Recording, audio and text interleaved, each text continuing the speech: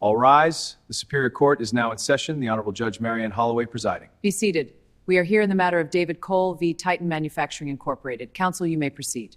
Mr. Cole, what happened to your fingers? A machine at my former workplace cut off 3 of my fingers. What were you doing at the time? I was carrying out my assigned duties for the company. The conveyor system jammed. I followed protocol to clear it, but the emergency shutoff didn't work. Was the machine functioning properly? No. We had complained about that same malfunction weeks before. Nothing was fixed.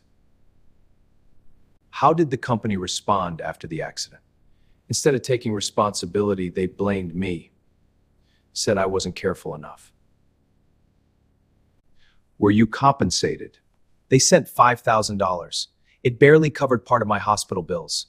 I needed reconstructive surgery and months of therapy.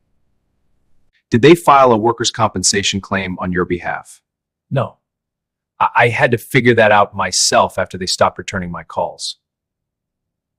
What happened when you returned to work? They told me there was no space for me anymore. They said they needed some aid hands, said I wouldn't be fast enough. That's how I lost my job. My lord, this is a worker injured in the course of lawful employment, abandoned after partial medical payment, and dismissed solely because of the disability sustained while serving his employer. Mr. Cole, isn't it true you ignored safety training? No, I followed what we were trained to do. The emergency stop failed. But accidents happen, don't they? Neglect isn't an accident. Under U.S. law, employers are required to carry workers' compensation insurance. When a worker is injured on the job, medical expenses and wage replacement are mandatory, not optional. Furthermore, terminating an employee because of a disability caused by workplace injury violates the American Disabilities Act. This was not just an accident, it was abandonment. Members of the jury, you must determine whether the employer failed in its duty of care, whether workers' compensation obligations were ignored, whether the termination constituted disability discrimination.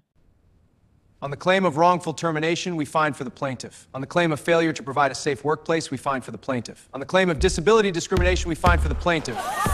The court awards $450,000 in compensatory damages for medical costs, lost wages, and emotional distress, and $750,000 in punitive damages due to reckless disregard for worker safety. This court reminds employers everywhere, injured workers are not disposable.